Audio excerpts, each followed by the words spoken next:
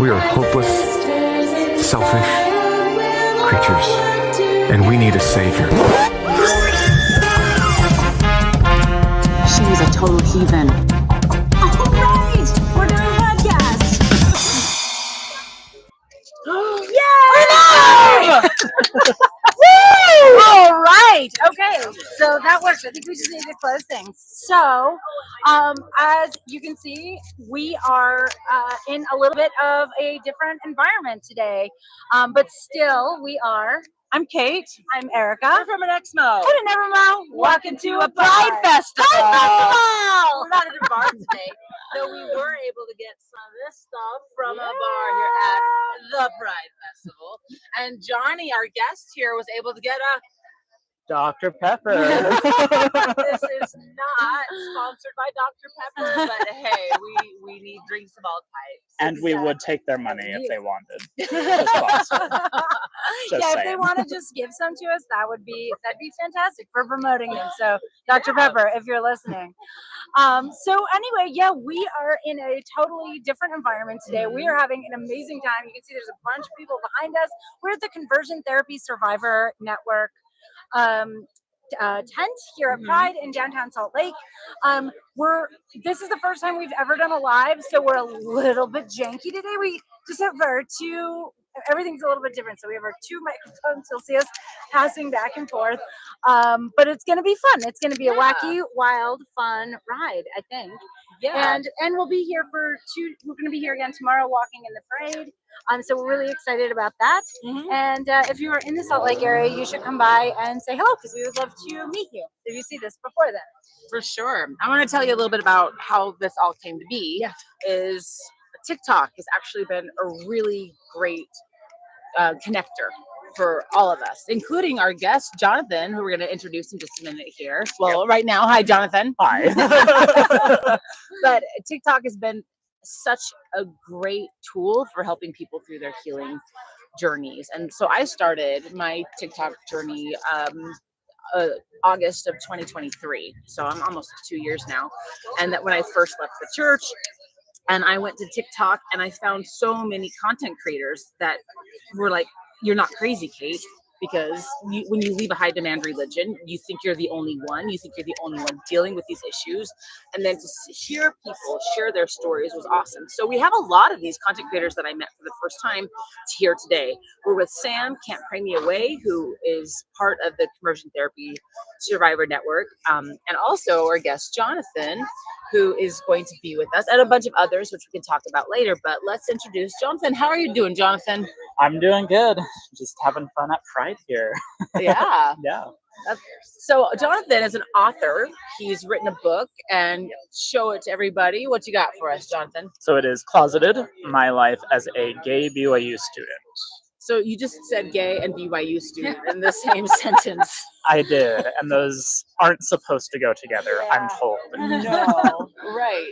So what we would love to hear a little bit about your journey, like where you grew up, and a little bit about just tell us a little bit about what happened there. For sure. So I grew up in Kaysville, Utah. Very Sorry, let's try that again. you're all good. So I grew up in Kaysville, Utah. Very suburban area. And I went on a mission in the Philippines, and yeah, just kind of a outwardly normal childhood potentially, but I mean I did always kind of know that I was I will not touch that button. I think it's on still. It's on. It's green, yeah. Oh, but it's see, beeping. doing Hold a on, fun it's blinking. doing a fun live here is full of all of these live experiences. I'm sorry. Yeah. I We're all ruined right. it. I don't know what blinking means. Like, what could blinking possibly mean on a microphone? It's I think on it's or gone it's off? solid. Yeah, no, it's solid. But why was it blinking? That was very weird. Here I you don't go. know. I We almost are pros, you can tell. I almost ruined everything. You're totally It's fine. okay. I'm used to it. Just No, kidding. it's perfect. So yeah, it was outwardly a fairly conventional childhood looking in, maybe not conventional, I'm not going to say that. But I did always know I was gay, and that was definitely something that was a very omnipresent part of my childhood. And part of the reason that I think it's kind of fitting, I suppose, that we're here with the conversion therapy survivor network. I always stumble over the name. I'm sorry. Is that I, along with a lot of my queer friends, were basically taught to either through faith basically try to change your sexuality or suppress it in the best case scenario and still just marry a woman and be a part of the church somehow. Pray the gay away. Yeah. And so that was kind of skipping over a lot of details, just a lot of how my childhood went. And then I ended up going to BYU because of some friends who were going there, and I just wanted to essentially be with friends, and I knew I was gay, and so I thought that coming out of the mission, I actually thought that BYU would be a super great fit in that way, because I obviously didn't want to end up gay, and so So you thought BYU and that experience would fix you? Yeah, I mean, I think And that anyone who's listening, I put "fix" in quotations. yeah, no, I think that by the time that I had gotten to BYU, I had kind of accepted that it wasn't gonna change, and so I think I had gotten to a point where I thought, like, the structured environment will at least keep me in the church. It'll keep me safe, and if there's a plan for me to marry a woman, maybe it will happen there. Essentially. Wow. And did any of your friends know that you were gay, or were you totally in the closet? At that point, I was totally in the closet. Hadn't told anyone. Wow. And you didn't know anyone else who was gay? No, I did not. Well, I did have a friend who came out in school, but didn't come out really to him until after I had started to come out. Why do you think that was? It was scary. I had been taught to fear it, and I had been taught a certain thing about it, about being gay, and so I just, I was. It's really hard, I think, to describe, even to people who were in Mormonism but not like really in it. It's really hard to like describe how in it I was, if that makes any sense. I mean, I had, and being gay was definitely a almost, I don't want to say catalyst, but maybe that's the best word, to me being extra Mormon, because from a young age, if you're not in a supportive environment, you're basically taught to hate yourself for your sexuality, and so you start to look for any anchors to normal society that you can, and the church was that for me. I thought basically that as long as I was in it, doing it, that I wouldn't have to accept or acknowledge that part of myself. So, did you end up coming out while you were still at BYU, or had you already left? Wow, how did that go? Well, okay, so there was Probably a really great experience, right? Oh yeah. Let me tell you. No, the first year nothing happened. It was actually pretty much everything I wanted out of BYU. Like, it was great, and but kind of by the end of that first year, I had kind of started to run out of steam on the idea of like staying faithful and following the plan. Not that I was deconstructing yet. I was just losing steam, and I knew I was losing steam. And so I got to a point where I was like, okay, I need to basically either put up or shut up at this point. And so I was like, I'm gonna try to actually get in a relationship, and I'm also maybe possibly going to interact with other gay people. not date, interact. So that's where I was at the beginning of the second year, and because of that, I did get into a relationship with a girl, but I wanted to be super clear with her up front, and so she was actually one of the first person I came out to. Wow. And it did not go well. So wait, can I step back for 1 second? Yeah, of to course. Clarify. So you were in like a romantic relationship with her, and Yes. you said, but also I'm gay. I said that I told her I was gay before we started dating. And she Wow. still was like, okay, let's date though.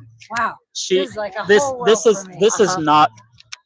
I'll just be right up front before we dive into this. This was not a normal relationship, and it was not.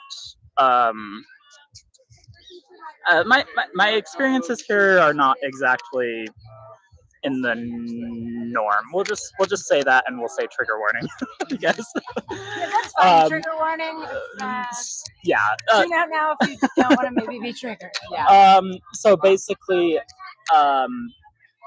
she viewed my sexuality as kind of a. She wanted to save me, I think maybe is the most charitable way to put it, and she used that as an excuse to become like sexually abusive, essentially. And so that lasted for about a month until finally she was like, yeah, we need to go see the bishop, even though from my perspective I felt that I had not done anything. I felt that I believed in what I thought that the church had essentially taught about, rape and abuse, that essentially it wasn't my fault, essentially. But I don't think she ever saw it that way. And so she kind of forced us to go to the bishop together, and the bishop,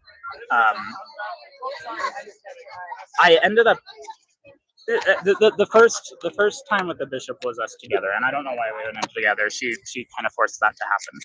Even though you're not like really, I mean, you're not a married couple, or No. you're not a family. No. You're in a singles board, right? No. I just think that she really thought that if she controlled the situation, she could save me or something. I don't know. Where does that sound? Does that sound familiar? Where somebody wants to control the situation? I don't know where I've heard that, or anything about like victim blaming and blaming the person who's on the receiving end of the abuse. I feel like we never talked about Never that at all. Definitely not. Themes. Yeah. Yeah. So, continue. So yeah, essentially the first time I wasn't very clear with the bishop about what had exactly happened, and I did end up trying to clarify later that I didn't feel at fault and that I hadn't instigated anything, and that like genuinely everything like and again, I'm going to reiterate, I don't think that my situation is all that common.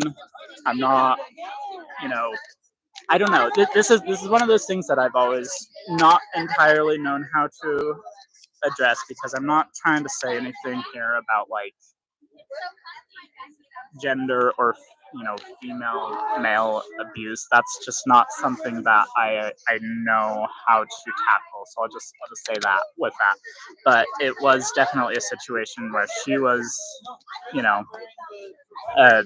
being abusive in multiple different ways, and when I tried to clarify with the bishop, it wasn't a situation where it was viewed as abuse, if that makes sense. And was he because I'm really curious about this, because this is from an outsider's perspective. Sure. Just this whole bishop relationship is very different for people who didn't grow up in the church. I'm curious, was he supportive of what she was doing in the effort to save you? Does he think she was on a good path?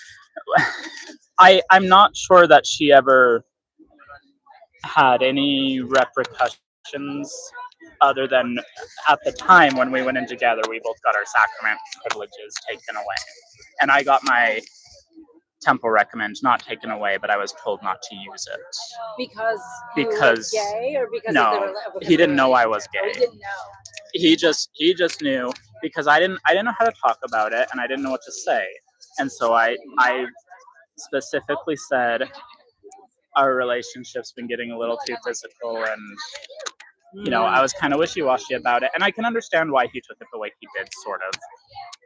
I did try to clarify, and I don't feel like he ever really wrapped his mind around it after I clarified, but I can understand the initial reaction of thinking it was just two college kids messing around.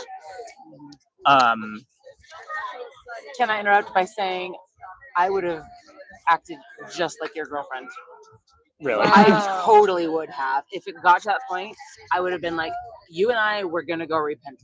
I totally would have done that. Oh, yeah. Wow. Easy. I cannot even, I mean, like from my never perspective, if I were ever dating a man and he was like, I'm gay though, I'd be like, oh, let's be good friends. Like, there's no way I would actively try to pursue that because it just sounds terrible for them, terrible for me.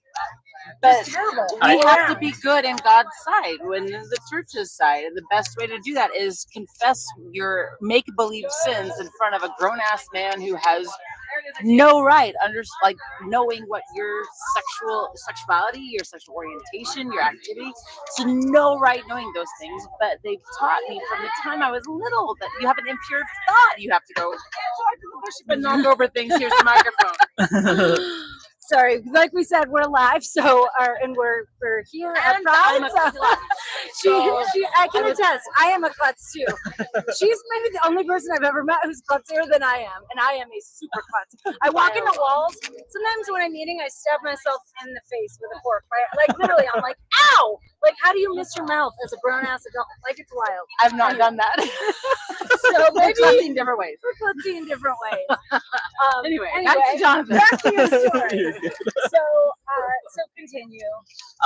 Yeah, so the relationship lasted a little bit longer after all of that, and you know, it really did just get to a point where it was like overtly, in my opinion, overtly abusive, you know, mentally, emotionally, sexually. It was abusive in every way to some degree or another, and I had so much anxiety about like breaking up. It's actually kind of ridiculous how it took me a while.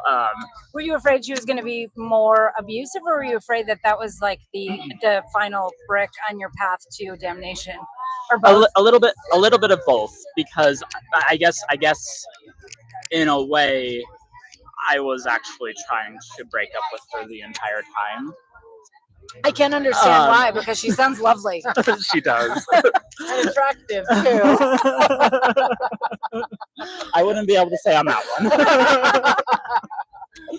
one. But yeah, there's a little bit of overlap between the end of that relationship and me kind of dipping my toes into the queer community. And there was a queer community at BYU. Yes. An underground queer community? Kind of. About when was this, would you say? 2015. Gotcha. 2015, because I was in attendance at that same queer group the day and the time that the November 5th, 2015 policy change happened. I don't know what that is. It's basically the policy has flip-flopped. I don't know what it is. I don't know what it is now, to be perfectly honest. But at the time, they had defined the church policy with regard to gay people as essentially inherently being in a state of apostasy if they embrace that part of themselves.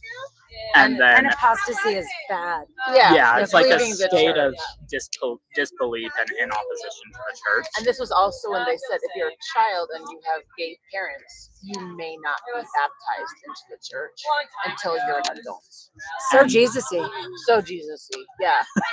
Do you remember why they even said that? Why did they say that? We don't know. I don't know. Homophobia. Okay, so I think it was under the guise of like protecting kids, but at the same time, it's like, why are you gonna throw someone out like just because they have gay parents? Like if there's a gay parent who's for some reason wanting to be supportive of their child in the church, like why do you care? Well, maybe they think it's catchy. Yeah, well, of course they do. Yeah, they definitely don't want people intermingling too much with someone who thinks differently. Right, of So- course. No, yeah, everyone has to be cookie cutter and the same. I do want to ask about the gay community at BYU. For anyone who doesn't live here or isn't super familiar with BYU, that's Brigham Young University. You probably know that. They're super Mormon. It is run by the Mormon Church. And The driest school in the nation, right? maybe you Liberty. cannot even drink off campus Whoa. at BYU because of the honor code. And you have to have an ecclesiastical endorsement to go, meaning you get your bishop to sign off on your ability to go to this school. Yep. And you are not, sorry, go ahead. Which means you have to be following the word of wisdom and the law of chastity and all And you the have to have other. like a missionary haircut. You have to be clean Yep. shaven. No Yep. tattoos, right? No leggings for girls. No. Literally everything I'm wearing is illegal there. I have Yeah. leggings on and my porn shoulders. And gay Jesus Yep. would never be allowed to go No. to BYU with his haircut. Oh. No Nope. way. He Basic- looks so much better with the long hair though. Basically, minus my facial hair, that's what you have to look like. And if you don't look like that, then you can just fuck off. You can't say fuck. You can heck off. You can heck off. So, but what does an LGBT do you get together and try to pray away the gay? Like, what does? Because any other school is supportive of that. Like, I went to Yeah. Boston University. If that was like an inclusion group where people could come together for support and allyship, but at BYU, I imagine it would be the opposite. Did you get together to try to not be gay? Is that what the gay community is at BYU, or to find a way? What is it? Yeah, so BYU itself does not have queer focused anything. Of Gay course. people don't exist It's as far illegal. as they're concerned. And the only thing within the church is just an awful organization called North Star. Yeah. That's basically just like be straight and deal with it. So there. What a logo! Not a logo. Yeah, we need to put that on a motto. shirt. Be straight and deal with it. Well, I'll interject a little bit. I was Young Women's president when 2 of my youth came out to me. Oh. This was in 2020. Wow. And there were no resources other than the church handbook. And that sucked because they're like, you need to use the pronouns they were born with, and you need to Oh use the my name gosh. they were born with. And so, I mean, that caused me a lot of confusion for me. But I remember at the time going to my Young Women's stake president, and I said, what do I do? And she says, let's go to North Star. She said, I went to Oh, North no. Star. But the thing is she was far more open and loving and accepting of the LGBT community and those That's- girls or the trans kids in our ward than, say, the bishop of the ward, who was like, Yeah. no, they don't deserve to exist, whereas she was a lot more open. So I'm not super familiar with North Star, but I will say that it did impact one woman Positively. really positively, which in turn affected me positively. Yeah. I don't know. I'm probably not the most educated person on North Star. I'm not my, either. My perception is that they're not the worst, which may not be saying much, but they're not the worst. Mhm. And they at least say we accept that it's not something you can control in Oh, terms that's of good. your, So there, so it's not maybe the greatest direction, but at the same time, it's not like, you're inherently evil for who you are. right, which is a step up from some of the messaging that I've heard. Are we getting? We are getting a comment. We're getting a little. Sorry, we haven't done a live before. Look at us. We're like, ooh, technology. Somebody Comments. commented. Well, thank you, Rudy. We do need to engage with our audience. You're absolutely right. So we're glad you're here. Thank you Yeah. so much for being here. And you can hear us, it sounds like. So Yes. that's good. So the Hear- mics are working because we couldn't do a mic check. We're Yeah. pretty low tech today. It's like 1994 over here. I don't know what song is playing in the background, so I can only hear the bass of it. Were you alive in 1994? I was. Okay. By 2 years. Oh, no! Ouch. I'm sorry. Um, Anyway, so, do we need to respond to any of this? we are engaging with the audience. Yes, bonjour. So glad that you are here, Rudy. Yes, thank you Thank you. for being on our very first live. Yay! And it will be recorded and will be up on all of our stations as well. We hope, if all goes well. Who knows? But that's the hope.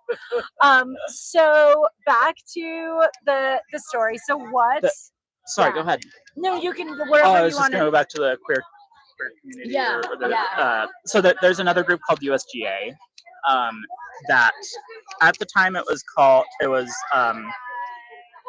understanding same gender attraction. So right there you kind of have an immediate kind of compliance with the university, even though it's not an official university club. It's a situation of them trying to like immediately comply with the university in order to make it so that the students get immediately like honor code violation for having attended.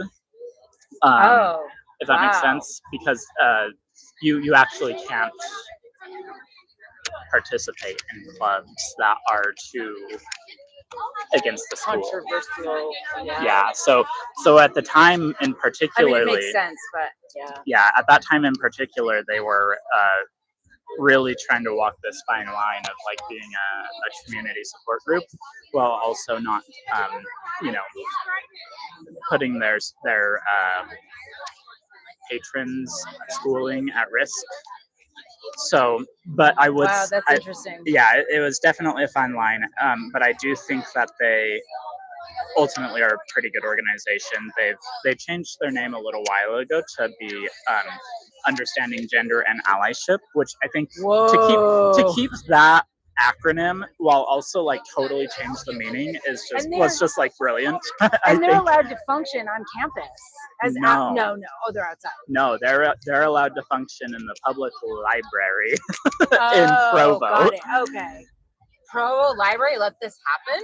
I grew up in Provo.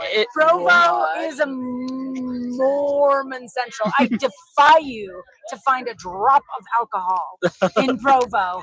I go to a film festival there, and it is there are some places, but most places no. No. All around, like we would like be on little breaks from the film festival and be like, let's get lunch and a drink, and they were every place. No. And as one who grew up in Provo, Utah, I could say yes. I have a friend who grew up in Salt Lake County, and we were good college friends. And she was more Mormon than I was. What? Yeah, like can you imagine? Like she went to the temple like every week. I only if you had a prairie dress and like the bump on there. That's more Mormon. No, she was more consistent than I was. But when I met her in college, I mean, she was from Salt Lake County. I was from Utah County. And I'm like, hey, I'm from Utah County. She's like, ugh, you're from Utah County? Ew.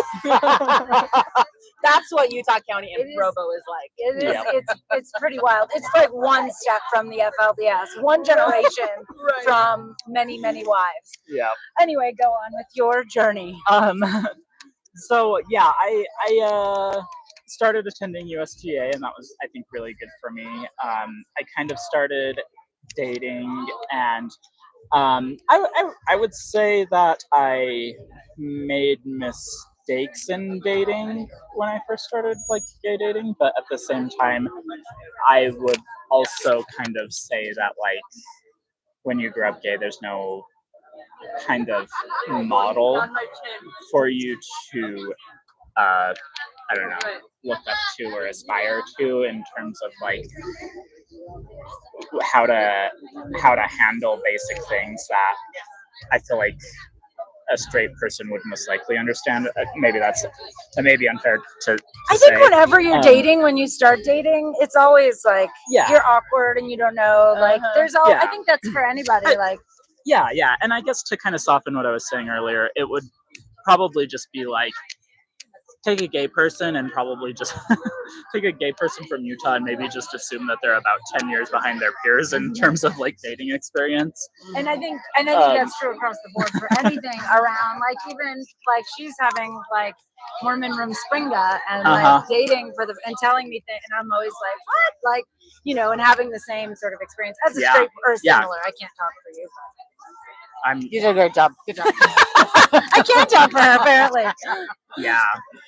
And you can talk for me too. I will talk for Erika as well. Go on. But I just feel like anytime you're trying to like, I don't know, change your community or go against that in any way, I definitely think that there's social kind of punishment in the sense that you lose your immediate community and you lose so much of not only the community, but just like the skills that the community gives you to survive within it. You kind of are a little bit of a toddler almost in that sense, where you've got to just figure it out, but no one's there.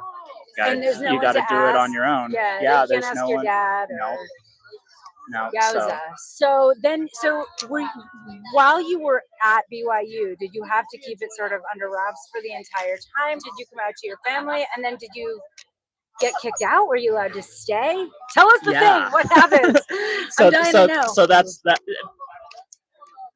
It probably everything would have probably gone quite differently had that thing with my ex-girlfriend not happened. Because essentially we had gotten onto his radar and were essentially required to go meet with him every 2 weeks. Well, I was becoming gay actively. And so I can imagine that was a real picnic for you. Yeah, and I don't know. I'm like terrible at lying to the point where maybe not terrible at lying. I don't know. I didn't ever see a reason to lie. So when I did start dating, I didn't want to necessarily tell my bishop, but it didn't feel avoidable for some reason, and maybe it's just because I was so in it and still just kind of getting out of it. I so wish you were like really sassy about it and gave him lots of gory details. I did give him a little bit of sass because High five! I remember specifically him saying like, oh well, okay, so and again, this is where I try to be careful and respectful and basically say I recognize that my situation is not like most situations, but he had a very low opinion of me before I came out because of I was the priesthood holder. I had gone on a mission, all these things, and how could I allow this thing with my girlfriend to happen? And so I came out to him to basically because I told him I don't know what to tell you. I just don't feel like I need to repent of this. What? Good for you. Yeah, I told him that. People did that? No, I told him that. People would do that. I'm like, no, I would never. I'm like, you're right, Bishop. I do need to repent. No, but that's awesome. So bad. Yeah, another for me too. That's awesome, Jonathan. What did he say to all of that? He really lost all respect for me at that point because he was like, I'm kidding me? Authority. Yeah. And so in order to kind of clear my name, I was like, well, I'm gay, so Oh my God, I love that that was what was used to clear your name to the bishop. You're like, I'll just say this other thing that is like hell and damnation. I'm gonna. Did his jaw just drop? He was like, what makes you think that? Oh my God, I hope you said, well, what makes you think you're straight? Yeah. No, I said it might be the fact that I'm attracted to men. Yeah. That isn't even better. I like yours better. And but then yeah, what did he say? This conversation is fascinating. I wish I had been a fly on the wall. No, it was just fucking wild. He I don't know if he believed me because this was before he didn't believe you. You're not gay. This was you don't know. Yeah. Trust me. This was before I went off the rails and started dating men. But then when I dated men, I was still being required to meet with him every 2 weeks. And so what would happen if you didn't? Well, I did not. And they found me. You didn't go? No. Yeah, it was like a month. Such a rebel. He is a Mormon rebel. I didn't do anything wrong. No, you didn't. I was Good so for angry you. and indignant that Good I for should you. be held responsible for this thing that I didn't ask for. And he should be ashamed of himself. He should be ashamed of himself. Yeah, he did do something wrong. I tried to clarify. I just don't think it ever even entered his mind that a non-consensual situation could happen to a man. I don't think that was even. Which it was is just also, a foreign concept to him. and that is insane because that happens a lot. I mean, not as much as the other Yeah. way, but it definitely happens, and I know people that has happened to. Yeah, and so you know, when I did start dating men, it was probably a session that he scheduled because he had his little minions that bishops have in YSA words. So And they've sort of, for a not never Mormon, they sort of spy on you basically, Kind or of. have like, Kind which of. is wild. Yeah, and so after I had started gay dating, I kind of told him the situation, and I was in a disciplinary council the next week. Wow. And so I prepared for that, and I did not tell anyone. I didn't call any witnesses. You should have brought your boyfriend. Yeah. I'm just joking. Yeah. So yeah, there was that was a bad week. Well, yeah. Were you afraid? Sorry, were you afraid of losing your ecclesiastical endorsement? Ecclesiastical endorsement? 'Cause, Yeah. Yeah. I So mean, that means you could not graduate from school if you lost that, right? Yeah. So I did ask him that when he told me that there was going to be a disciplinary council, and basically, at the time, I don't know what it is now. At the time, there was 4 possible outcomes to a disciplinary council, and it was excommunication, which would obviously end my schooling. Disfellowshipment would end my schooling for as long as I was disfellowshipped for. There was formal probation, which is what I got. That didn't affect my schooling, but I don't even know what formal probation is. It's basically just do all these things and make us believe that you're sorry, and then we'll let you off, or something like that. Kind of arbitrary, I feel like. And then there was obviously the option for no action, which didn't happen. So what did happen? I was placed on formal probation, and it was supposed to last for 3 months, and I was supposed to read all these talks and everything like that. And I don't know. I didn't really. Everything was just falling apart, and I kind of saw the writing on the wall. You're like, this isn't gonna work. Yeah, I had 2 more years of school minimum, and so Did you finish there, or did you end up transferring? I ended up transferring. Good for you. I Another ended high up five. transferring. Oh, high five. It just wasn't gonna work. I mean, there's more to it than that, but yeah, that kind of was the end of the church for me. But BYU has a counseling center down in their basement of their student center. It's not as bad as you're thinking. They have licensed professionals there that are, real therapists, and I was able to get a therapist there. But aren't they hamstrung by, like, if you say They are. They can't say it's okay to be gay, right? Like, I feel Yeah. like any other therapist in like a normal situation. For sure.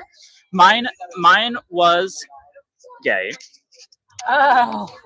And he was doing I don't know what the words are in the therapy world for like a residency or something like that, but he was doing basically that, some kind of residency type situation with the BYU counseling center. And for him it was a choice between like BYU and the U, and I for some reason I think that BYU accepted him.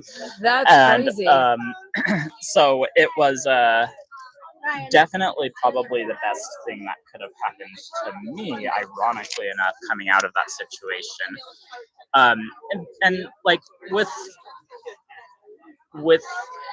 the book, I didn't want to just like, because like up until the disciplinary council, it's like just awful thing after awful. Yeah. And I didn't totally want to leave it off there, obviously, and so I kind of like wanted to show, maybe this will kind of tie into the theme here, like I kind of wanted to show how my life was just like falling apart for like 8 months basically, and to the point where I was like extremely suicidal. And I started going to therapy, and I left BYU. I got into a relationship, which is obviously not like the goal of life, but like I kind of feel validated in a weird way, because like immediately after I got out of BYU and got out of the church, my life stabilized. I felt like a normal-ish person, like with trauma. Like I just, it was kind of validating in that sense to just get my life back and to feel like, yeah, it was never me. And that is fantastic. And that is something I think, I don't know that we've talked to at this point, probably hundreds of ex-Mormons in different spaces, whether in interviews or just around. There is not a one that has said, my life got worse when I left the church. Every person says their life is infinitely better. And it's hard. There are some really, really hard things about it. And it is like losing someone in some ways, like it's like a death. But we've talked to so many people here at Pride today, some people who are just coming out of the church, some people who have been out for a long time, and all of them just feel so much better, which is like, it's just so it's amazing to hear. Yeah. So tell us a little bit about your book, and where people can find it, and what inspired you to write it, and Sure. all of that kind of stuff. And we'll hold it up again so people can see it. Go ahead. Closeted by Jonathan Alder. I'm trying not to cover anything. So tell us a little bit about your book. So writing it was a pretty interesting experience. The moment I decided to write it was when I learned that the boy I liked at the time had this massive crush on my therapist. Oh no! That's a crazy love triangle. That was the moment. That was the moment. I was already in therapy. And so I knew. You're like, I need to write this shit down. I knew. I was a public author, damn it. Yep. And I've always been into writing, and I had text messages, I had school assignments, I had disciplinary council letters, I had so much to document that entire year. And every now and again in the book I'll drop a like specific date, like that happened that day, because I just had that so well nailed down. I wrote it in 2017, and it took me 2 months to write because of how complete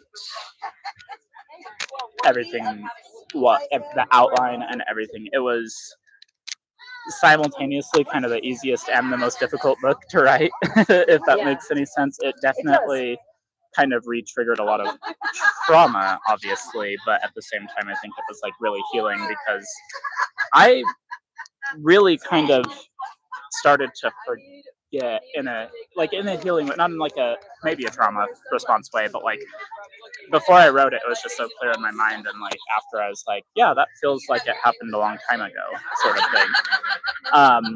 And then I sat on it for a few years and published it maybe in 2022, I think.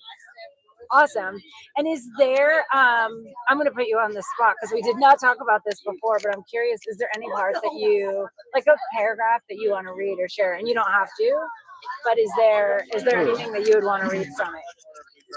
I should have asked you this before, off sorry. Of the top of my head. If I could find a bit from the back, maybe. Should we sing something while he looks? I think we should ask him another question since I totally distracted him. Okay, no. What's a good Pride song? I don't know. What's your favorite Pride song? I don't know. Pink Pony Club. I do like Chapel Roan. Oh no, this is the first time we're not all synced up. I don't know the Pink Penny Club. We'll have to play it later. We'll definitely play it. Okay. I do have a paragraph that I feel kind of like sums up a lot of the journey, That'd be I great. suppose. Okay, go. So this is kind of mid-chapter, but basically, I'll just read it. In some ways, I still didn't know who I was, what I believed, or what my moral code was. None of that mattered, though, because I had the leeway to learn all of those things. No one could kick me out of school for being gay. Culturally, I was a Mormon, and good can be found within every culture. But here was an opportunity to graft in something new, find something, become someone that was uniquely me. And I kind of feel strongly about having left it on that note. Like, it's very inconclusive, but in some ways I just feel sorry, I don't know why I have to cry. Because it's awesome. It's very, it's made me tear up. Like that's great. Go on. So I felt strongly about ultimately, you know, as much as the book is about me, ultimately it not being about me, and like not being prescriptive at the end, and like just saying like I got out of it and I had the room to breathe, and whatever would come next would be mine, and it would be my choice. And I love that. And that is so hopeful. And we're going to do a lot of upcoming episodes about healing and hope and in some instances spirituality on the other side. But I love the notion of, and that's going to make me tear up, of you finding yourself and like being able to be who you are. And that is a thing that I hear all the time from Mormons, ex-Mormons. They don't know who the hell they are because they've been told, you believe this, you think this, you eat this, you drink this, you read this, and you have no idea who the fuck you are. But then you get out and it's so hopeful. It's your choice. You get to figure out who you want to be. And I don't know you very well. I've met you, I think this is the second time. But you are lovely and awesome and wonderful. And I'm so happy for the journey that you're on. And I imagine you're much happier now than you were then. Yes. And maybe I'll ask you if it's okay. I don't know if you have anything to say about this, but we met some people today who were just leaving, and so many people say it's so hard when you first get out and you are losing so much, but there's a lot to be gained. I don't know if you have anything to say about that or where you are and how much better off you are, it seems. Yeah, I mean, all of these things happened almost 10 years ago now, and my life looks completely different. I'm married, I have a husband, not a wife. Yay! And good for you, the husband and the wife. Everybody wins. Yep. And I we've in a lot of ways we've been so lucky in life compared to where we started. And he has his own stories. But I don't know anyone who would go backwards on a journey of figuring their life out. And in some ways I feel like that's a lot of what deconstruction is. Yeah. So I have a question. If you were to give one message to anyone who's still closeted in a religious space, what would you tell them? I would tell them that it can be scary. It can feel like there's nothing outside of the church. It can feel all sorts of things, and it doesn't have to be that way. It does take a step of hope, to be a little bit tacky, I suppose, but you have to take a step, and just one step at a time, and you won't go back. Is there support for people at BYU now? Do you know? USGA is still around, and they are, as far as I'm aware, they seem like a good organization. I don't know them personally. I don't know anything about, I don't know the inner details of the group, but they seem to be a good group, and they seem to be reactive to what's going on in the world. They seem to be adapting to the ongoing needs of BYU students. They are a student-led organization, and they've maintained that student leadership throughout the years, which is great, I think. That's awesome. That's very cool. Thank you. Like, your story just gives me hope too. I mean, growing up in the church is hard enough, but to grow up being told that your sexual orientation is wrong, that you are wrong on just a basic level is just gotta be just terrific. So we're just so happy for you that you've been able to come out. Yeah, thank you so much. And I just want to add, because we are at Pride, and you can probably see there's lots of things going on around us. I am not gay, and I've never been a member of the church, but being here, I can speak to, there's so much love here. It is such an amazing event. People have just come by and said hi, hugged us. We've had so many hugs today. So I don't feel like I'm necessarily the right person to give a message to anyone who's closeted. But there's this on the other side. There is this, and it's just accepting and beautiful and happy and lovely. And we're so glad you're part of that. We're so glad that you're a part of that and that you're here. Oh, and where Thank can you people for find having your me. book before we wrap up? So it's on Amazon and Audible, and it's pretty much on any book selling platform out there. And I have copies that I can sign and ship out as well. Awesome. Great. So I think we're probably at the end. So we didn't, I don't think we prepped you ahead of time, and we're live. Whoops. And we're not editing this one. So for people who see it in the future, while it's live now, I don't think we're going to edit it. It's just going to look pretty much like this. Yeah. But at the end, we always say cheers to deconstructing Mormonism. Yes, that's okay. Soda is okay. Mine is really mostly water, but there's like a drop of gin in there. So That's totally bad luck. So cheers. On the count of 3. 1, 2, 3. Cheers to deconstructing Mormonism. Oh, watered down alcohol. Nice. Yum! Warm, watered down alcohol, guys. It doesn't get any better than this. Thank you. So yeah, thanks. And we'll be back tomorrow, probably for another stream. And then we'll be posting this to all of our platforms. Okay. Happy Pride, everyone. Happy Pride! See you. Happy Pride. Yay. No be life. Okay.